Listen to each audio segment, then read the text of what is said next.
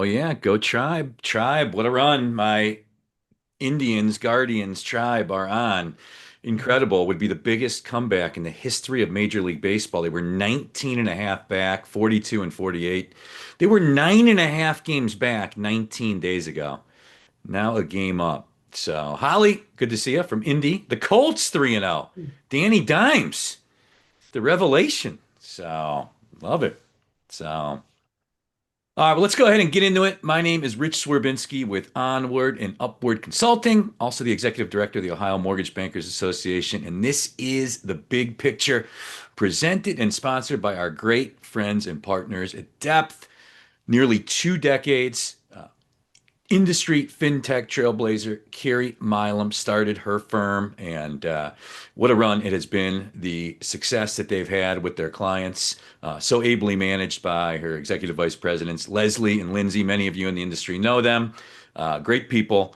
Great firm. And if you're a fintech that is looking to have your story told, depthpr.com, the place to go. They are the ones to do it in a world that's moving fast. Depth moves fast. And public relations, strategic communication, and brand management by the crew, depthpr.com. As always, joined my esteemed colleague and co-host, Rob Chrisman. Rob, good to see you, and was great to get together for dinner last Sunday night. So very nice time. Yeah, yeah.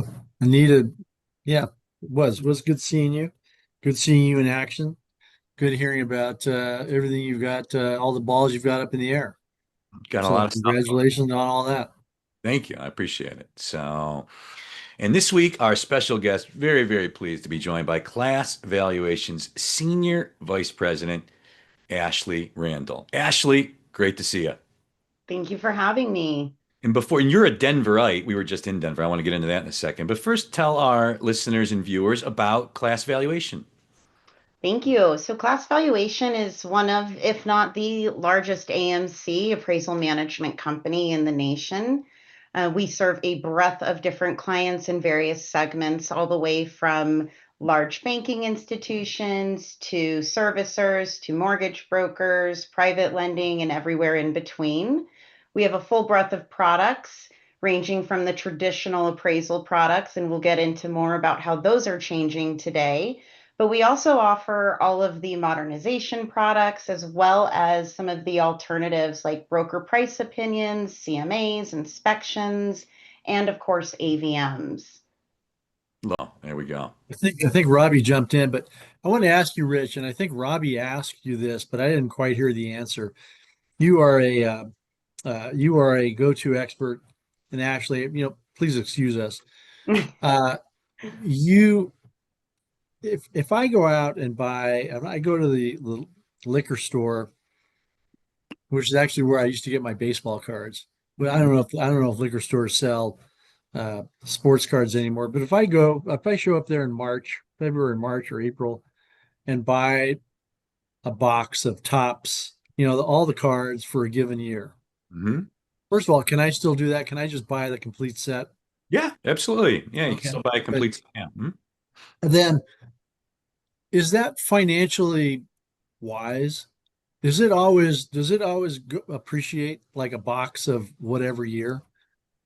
It's like a stock. Like if you would have been doing it, since the 60s when in 50s when sports cards first came out, it would be you'd be, retired and sitting on a mountain of cash. But more recently, I would say what the factors are how much of the product is printed, the scarcity of the set, and then the second thing would be who are the rookies in that set.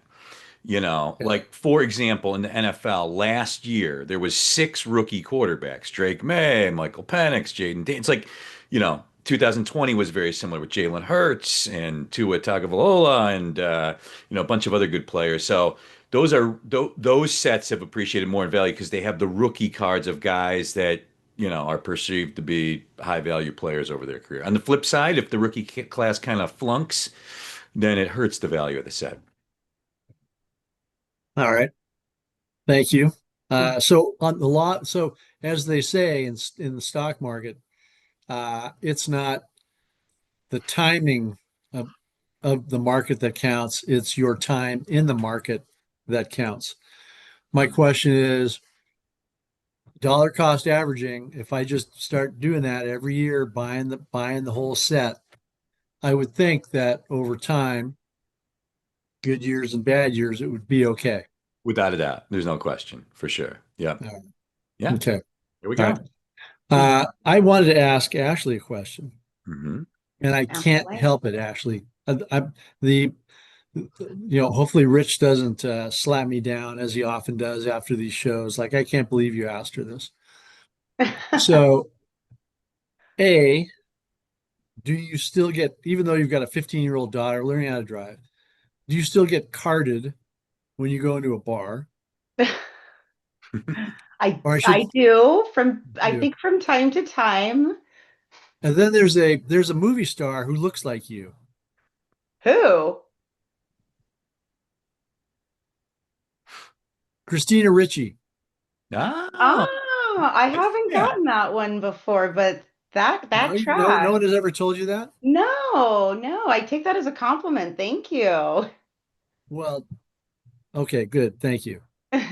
Yeah, there you go. All right, I'm done, Good. Rich. I thought you were going to get canceled for a second there, Rob. Luckily, Christina Ricci, very attractive. So, I remember watching her in Casper growing up. yeah. I thought was she in the Addams family? Yes. Mhm. Yes, she was. Okay. All right. Don't worry. People tell me I look like James Taylor when they're drunk and the bar's dimly lit. So everybody kind of looks like somebody else. And before we get into actual mortgage news, Ashley, we were just in Denver. You live in Denver. I would just your perspective. I like the city. Rob was making fun of it. But it's I like the city of Denver. It's growing quickly. Your perspective on Denver, Colorado, just as somebody that's kind of been born and raised there. Oh my gosh, it's growing like crazy. Areas where there was open space many years ago are filled with homes now. Obviously affordability is a factor, just like it is in any city, but Denver's my home, always will be.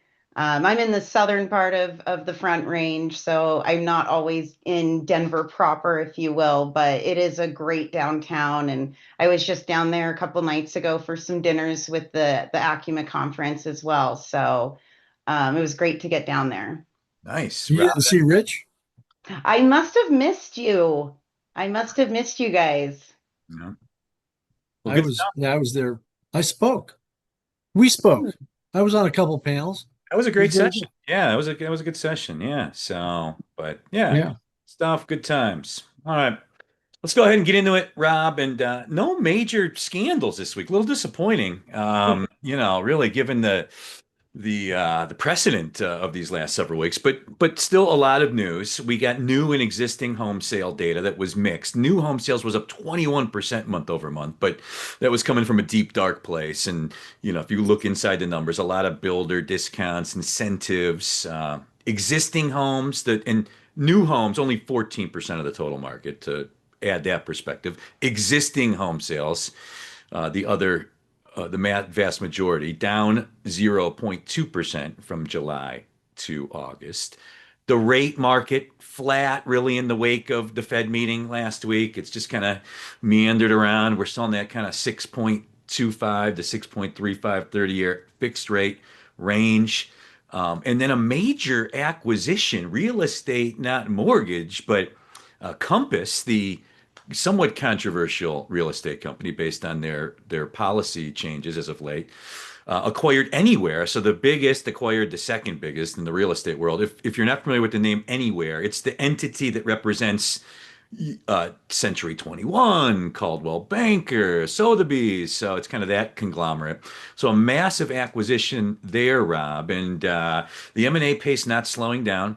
A lot of still speculation out there that Zillow is looking to acquire something, a originator or a servicer. So I throw that all to you to see what your sources are saying on all this and to get us rolling here.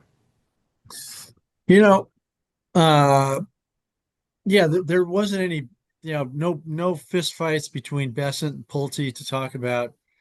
I kind of wonder when somebody like Bill Pulte, when there's no news coming from him, what he's doing all day. it's a little unnerving. Like you just wonder what's going on, what's gonna spring upon the market. So I'm going to actually divert to things that I picked up. I was with a regional bank, Banner Bank, up in the Northwest a week ago, and then I went to Denver for Acuma, and then I went to Atlanta for Lone Vision. So I've got three different conference type environment or three different conference environments. And I would say that the the veterans of the group, the experienced people that I spoke to, just in the hallways, as I like to put it, which is where I get a lot of my information. They, you know, they continue to pay attention to interest rates, but they also realize that interest rates are going to do what they're going to do. And last time or two, the Federal Reserve Open Market Committee eased, mortgage rates actually went up initially. And that's indeed what we've seen here in the last week since they cut rates by a quarter.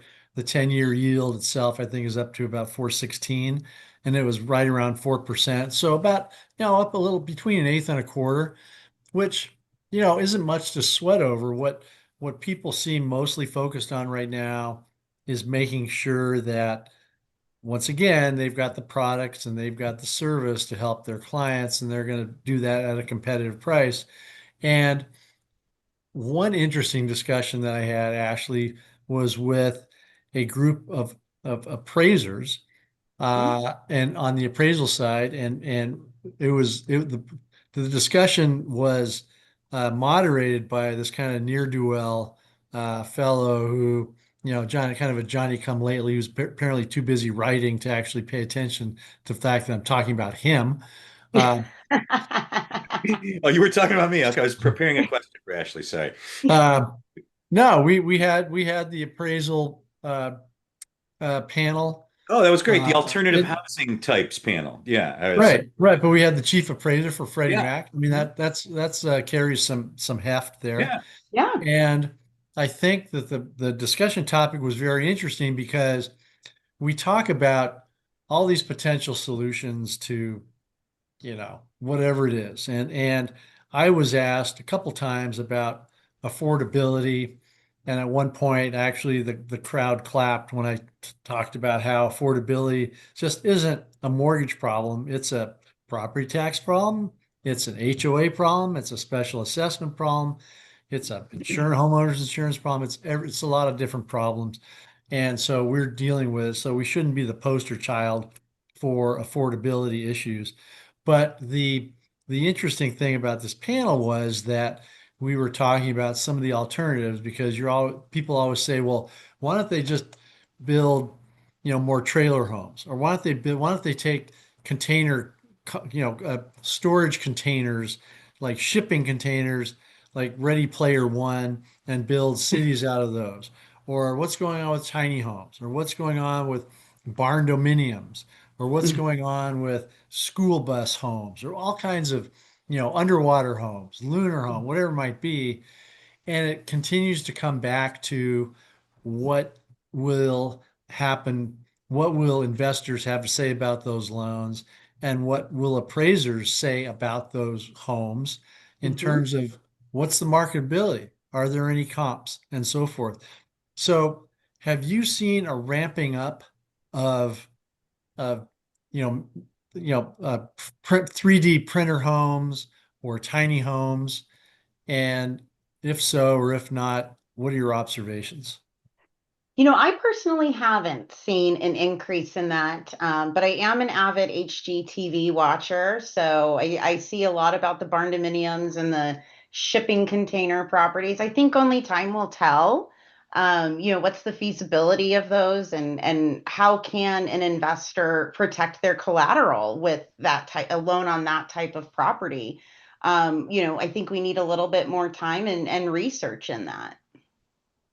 Well, I know that I mentioned this, Rich, during our panel. I think Buckminster Fuller invented the geodesic dome, I think back in the 20s or 30s. Right now, somebody's clicking around, Buckminster Fuller Mm, but that the geodesic dome itself has been around for a long for time. years. Yeah. but it's, yeah, I mean, maybe 100 years, but it's never taken off in terms of, it was viewed as like, oh, a hippie puts a geodesic dome on 10 acres, 3 hours north of Kalispell, Montana, or something like that. And it's that the geodesic dome concept, although very sound, has never really taken off. I wonder if tiny homes or alternative, 3D printed homes are going to be kind of wallowing in that same netherworld of valuation.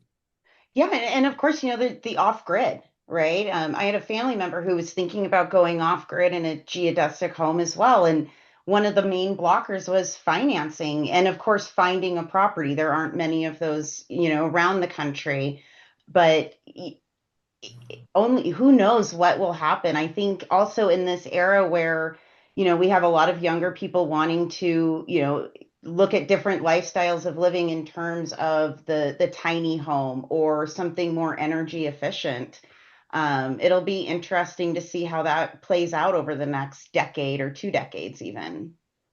Yeah. One of the discussion topics that came up, and Rich, I didn't mean to commandeer the show, but you're sitting there quietly, so I'm going to jump in here continually, is during 2020, 2021, the industry was going gangbusters. We crammed 5 years of production into 2 years.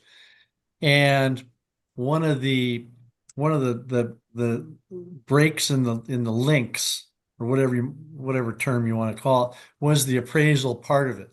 Mhm. And oh my gosh, there aren't enough appraisers. Oh my gosh, their prices shot up. Appraisers became very selective in terms of, oh, I'm gonna take an appraisal that's, a mile from my house. I don't want to go 3 miles out to the coast of, Maine to appraise a house because I can do two or three in the same amount of time and make two or three times the income and so forth and so on. And gosh, where do new appraisers come from, and what's going on with, generating youth in this business? Every appraiser I talk to is 70 years old and, drives a Pinto to the job. I mean, what's going on with new appraisers coming in to the I think this business? is one of the most exciting times for new appraisers and veteran appraisers. There's a place for everyone. That's if that's anything I've seen since COVID really started, and we had a lot of appraisers who wanted to do the alternative desktop type valuations. Even with the modernization efforts, there is a place for that, and so I think what we will find is that there's a place for everyone. And I hope that that does encourage some fresh blood to come in to the industry.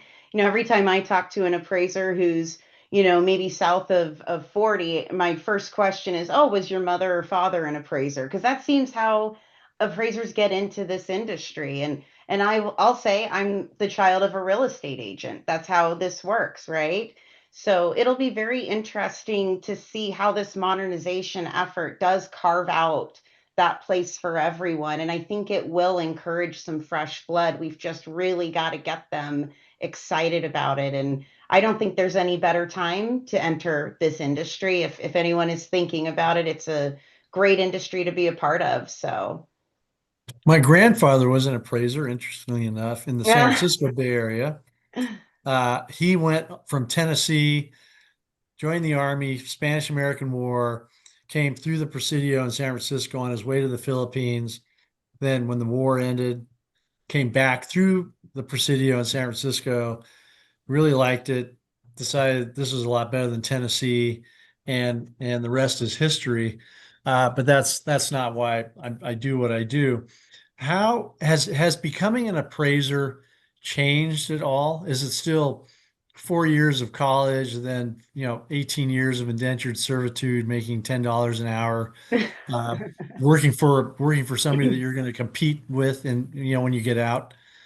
Well, it's not quite that difficult, but there is definitely the education piece, and then of course the apprenticeship, if you will, and working under a supervisory appraiser and getting your hours so that you can go through the full licensure program. So, it is a tough industry for the trainees, but I think with some grit and tenacity, they can, find those supervisory appraisers and really start to get in there. And this is a great time for it. Grit and tenacity are not usually terms that are describing anybody under the age of 50. Uh, I don't I don't I don't know if you're I reading take the offense notes. to that, Rob. No, just Oh, kidding. Eugene wrote in. He's in Southeast Michigan. Can you see the notes about Yes, I he's can. I actually have them up here on my screen. so any thoughts about finding how to find local appraisers to school I the would encourage you, Gene. I'll pop in the chat my email address, but I would love to connect Eugene with some folks over at Class. And we have an incredible staff appraiser program. We also have our full appraiser relations team. So while we may not be able to, offer them apprenticeship, we may be able to help find some resources in their Michigan area. Nice. so you got into the business via parents in the Yep. real estate business? Yes, I did. Yes, I was working at Remax answering phone calls and as a receptionist in high school as a part-time job and went into title and then into valuations eventually after that. Rob, this is more questions than you've asked, honestly, in the last 6, 7 shows combined. Is Well, that- I'm excited by the whole Christina Ricci I was going to say, you connection. must be a big Christina Ricci fan. I've actually never seen a movie that she's been in, but I'll I've work on seen. getting her autograph for you. Do you know her? No, unfortunately I don't, but I can stalk her. Maybe I'll stalk her. So there you go. Who's the biggest celebrity you've ever met?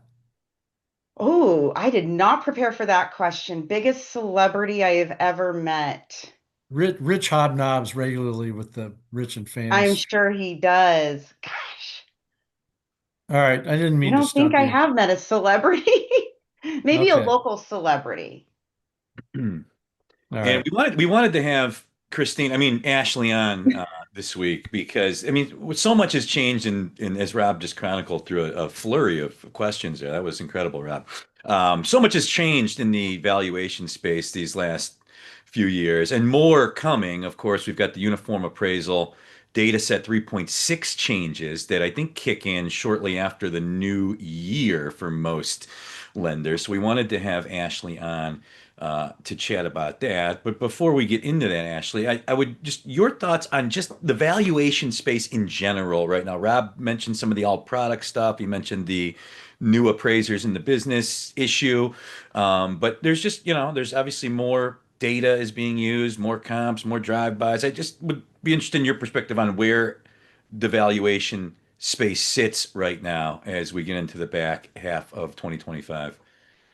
Yeah, I mean, I think the appraisal space, there's a lot of anticipation and anxiety with this UAD 3.6 change coming. As you may know, we entered limited pilot production a few weeks back. We have broad production at the end of January. And then, of course, all of the lenders and the appraisers in this country are going to be going through that evolution next year. So I think that right now there's maybe some trepidation. My suggestion to anybody would just be to dive in and educate yourself on this. It seems like a monumental change, and it is, but this will ultimately help the industry. The modernization effort that the GSEs have been putting forth since COVID, this really does help propel that actually. And I think that we'll see appraisers have more technology tools at their disposal. We will also see lenders utilize the appraisals in more automated ways, and it will help with underwriting as well. So I really think this is just the beginning of a monumental change for us, and we've needed it. The appraisal industry has definitely, been ready for this and has been in need of a facelift like this. Are you monitoring the questions because there are some questions They're coming piling up. through I know. This is I directed know. directly to you. valuation sexy all of a sudden here in the fall of 2025. I love it. I know. Who would have thought appraisals were that exciting? And yes, the right answer to the celebrity question was Oh, you, no, Rob. no, let's pass over that one. But let's talk about digital appraisal. Yeah, issues? so Class does offer digital appraisals. We do property data collections all the way to 1004 hybrids, 1073 hybrids. Um, and we do submit to both the GSE's APIs for those as well. So we'd be happy to help with any of those needs. What is a digital appraisal? What So does that digital mean? Digital. appraisal, oh, go on. No, what does it mean? So a digital appraisal means, instead of the traditional 1004 where we assign to the appraiser, they reach out to the borrower, they, arrive with their legal pad, sketch pad, and do their inspection. Uh, Polaroid. yeah, the Polaroids. What we're actually doing with digital appraisals is we are taking a trained data collector that goes to the property, and AMCs operate very differently, but at least within Class, the data collector goes to the property. They take a scan of the property itself, which generates a floor plan. We utilize AI to determine the finishes, quality, condition, and all of that information is then handed to an appraiser who will do what we call a 1004 hybrid using all of that data we've collected. Instead of the appraiser visiting the property, they're looking at the data collection tools, and they have probably far more data elements and images at their disposal than they would have even if they did the inspection in a normal traditional 1004 type circumstance. This is the big picture presented and sponsored by our great friends and partners at Depth, depthpr.com. If you are a fintech organization looking to get noticed, Carrie, Leslie, Lindsay, and the crew taking great care of their clients. I believe you guys are a Depth client, Ashley, right? Yes, classes. And happy, I'm assuming? Yes, very happy. They've done some great things with our marketing team and really excited to be partnering with them. Love it. And Ashley, the UAD changes, as I understand them. Obviously, change is always tough in the mortgage industry, systems and documents and processes and all that. But once we emerge from that, I mean, this is an efficiency play largely for mortgage lenders, isn't it? Absolutely. We're going to see, as we go through this journey, I think we're going to see a reduction in revisions, ROVs. We're going to have more dedicated fields within the appraisal report. So if any lenders ever read an appraisal and they see an answer to an item that says see addendum, there's no more thumbing through 15 pages of addendum to identify why is the repair or why is the value subject to. So every section will have its own commentary. Lenders will be able to use AI and automation to analyze that as well. So I think we'll see, a huge transformation. One of the things I love most about these new appraisal reports is there is a section where the appraiser can note comps that they have reviewed, analyzed, but perhaps weren't the best pick for that property. Well, that having that information in the report saves someone from asking, well, why didn't you use the comp next door? That's where we're going to see some reduction in revisions and ROVs. So it really is a turning point for us all. Love it. And if you're a lender that's just listening to this on pod right now and like, oh crap, this is coming quicker than I thought. I better start to pivot it. Just how is this, like what should lenders be thinking about? Technology changes, workflow changes? Are they going to need new vendors? What's the skinny? Yeah, so I think any lender right now, what we've been suggesting is, form a task force. We at Class have formed a UAD task force where we have representation from all areas of our business, and I would suggest lenders do the same. But first thing, if you haven't looked at the new reports, take a look at them. I'm old-fashioned. I print them out. I want to see what they look like. Take some time and review it. Look at it as compared to the current appraisal forms that we have. In terms of technology, I would encourage any lender to be talking with their LOS platform. If you are integrated with your appraisal management company, you'll want to make sure that they are ready to deliver to you the zip file instead of the XML. And you'll need to also make sure you can ingest that and unpack that zip file as well. So start forming that exploratory UAD task force if you haven't already. Class Valuation has a great UAD hub on our website where we have some past webinars, GSE resources, and training. I would recommend anybody start there, but just start having the dialogue internally and with your external partners. And we'll have So would you, oh, go ahead, Rich. I was just going to say we'll have Ashley throw her email and the website in the chat is if she ever gets a second break from getting peppered with questions here.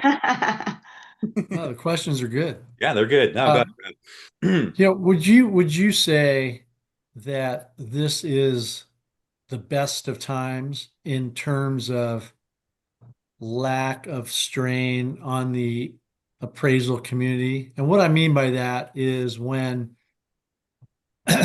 in the last 20 or 30 years, there have been times when values are declining or borrowers are strained, buybacks are increasing. Mhm. And it seems like oftentimes when things get tough, one of the first places that people or investors focus on is, oh, was the appraisal done right?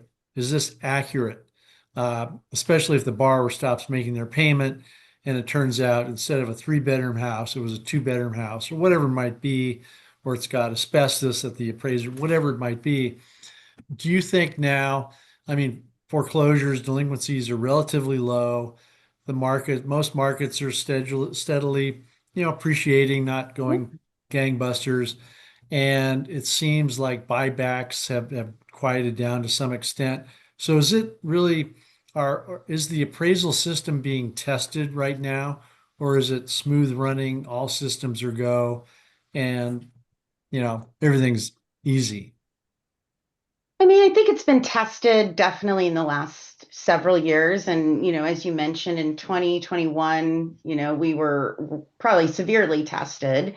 I think we're going to be tested through this change. This isn't, a small change for the appraiser community or the lender community.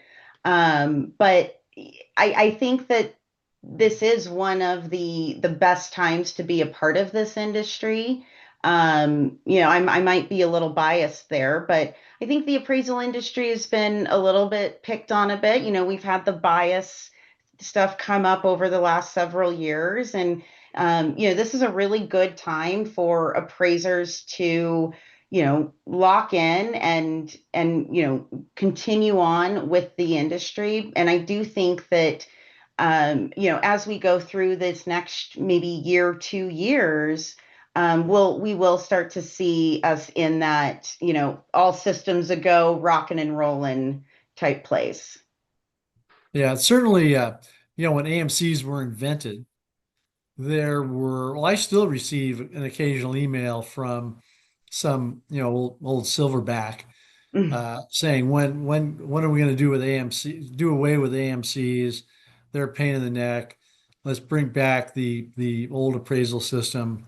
And but those have become fewer and farther between. So I think the industry, and certainly from a capital markets perspective, investors like having the AMC model in place. So yeah, there's always something that comes along that tests the system, but Yes. it's been relatively quiet, I think, relatively.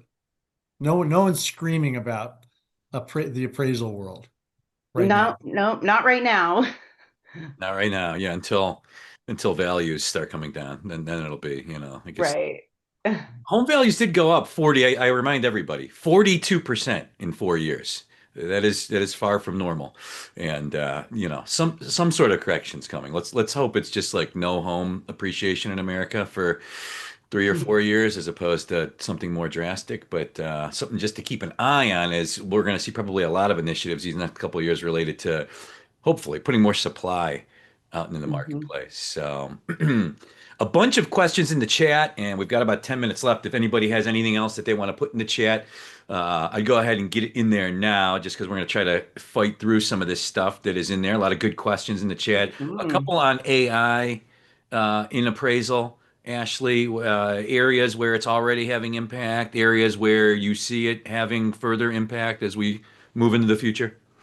Oh, I think AI is huge in the appraisal space, and it actually does help with bias. I see another question in the chat about, working to avoid bias, but AI really does help us. We've used AI in all of our QC rules, so we can not only interpret the language used in the reports, but also look at the imagery. Like I said earlier, we can discern the finishes and the quality condition through AI and confirm that that aligns with what the appraiser has, indicated in the report.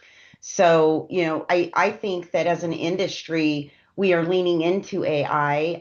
It is something we talk about at class on a daily basis. We're not just an appraisal management company, we are technology as well. And we need to leverage technology to make the reports not only the most credible report possible, but also we need to use AI to make the process most efficient. So, AI can be used not just in QC, but maybe also in scheduling that inspection, working with the lender to make sure the right product is ordered based on the property type itself. So there's a big place for it, and I think we should all be pretty comfortable or get towards comfortable with AI. Love it. And getting caught up in the chat. Hey, Ashley, how is the modern prefab homes treated with the new appraisal forms? My example would be something like Method Homes. I don't know if he threw a link in the chat. I don't know if you're familiar with I'm not sure of that particular question or that answer, but I'd love to take a look at that and get back sure. to that one. I'm not quite sure on that particular property type, but we can definitely look at that and get back to everyone. A question on tiny homes. And Ashley, I don't know, as a Denverite, are you familiar with the Lincoln Park area in downtown Denver? I have heard about it. I have not been towards that area though. Yeah, I was just it's how it's funny because we had the panel on alternative home types. It was the next day, and it caught my attention. But it's a community neighborhood in Denver with a park kind of at the center on it. And it's kind of like surrounded by a ton of tiny homes. And Mhm. I could see that being a way that, metropolitan areas look to kind of get more efficient with how they to me it was like a perfect tiny home setup, but if anybody's familiar with that. But Yeah, So it is Rich, a, oh, a sorry. it's a big initiative within Denver, and using those tiny home properties to house the unhoused is really important to the Denver mayor. So there's been a lot of talk about that. So Rich, when I was back a long time ago in college, UC San Diego, overlooking San Diego is a mountain called Mount Soledad, and there are housing developments on the flanks of Mount Soledad. And it was always rumored that a lot of the munchkins from the Wizard of Oz mm, took their Wizard of Oz earnings and constructed tiny homes the Oompa on Loompas? no No, that's munchkins. Willy Wonka. Remember? Sorry, yeah, Yeah. yeah. Get your Sorry. little person straight. Uh, they construct these homes, and so that was like this neighborhood that no one had ever seen it. And I think people used it to, like, you take a date up there, like, oh, let's look for the Munchkins houses on Mount Soledad, and then you get tired of looking, and then you park somewhere and look at the ocean or whatever it might be. But I think the tiny home's been around for a while. I hope it does well, but whenever, on a personal note, I think, could I live in one? I'd have to say no. But if I didn't have any possessions, if I didn't have my baseball card collection, for example, um, it might make sense. Some of them are very, very cool inside. Uh, and then again, sometimes I'll see the inside of a tricked out Sprinter van. I mean, there are people out there who do some amazing things with some of those vans that really make it livable and neat. So hopefully they do well. Yeah, van life has taken off. We see quite a few Sprinter vans, and I at the grocery store even, and I always wonder, is somebody in there working their day job, from the grocery store parking lot as they drive across the country? And no, Ira, I'm not getting a Sprinter van. It would Um, make that journey from, down to Telluride you were telling me about. It would make it pretty great for you. That's true. That's true. Instead, it'll be my 2008 Corolla. So I just hope the air conditioning works the whole way. and back to the UAD changes, Ashley. If it's like lenders can start participating, it's like in late January, and they have to start participating by November. Do I got the dates right there? Yeah, so there's a few different benchmarks. So obviously, September 8th marked the start of limited pilots. So lenders can choose to pilot these reports now between now and late January. In late January, it opens up to any lender who would like to start adopting these can. Come November 2nd of 2026, that is what we call mandate day. And that's when new AKA loans. the day 95% of mortgage lenders will adopt it, most likely. Yes. So that's the day that we need to start using those exclusively. And then in May of 27, there will come full retirement of the former 2.6 appraisal reports as well. That's awesome.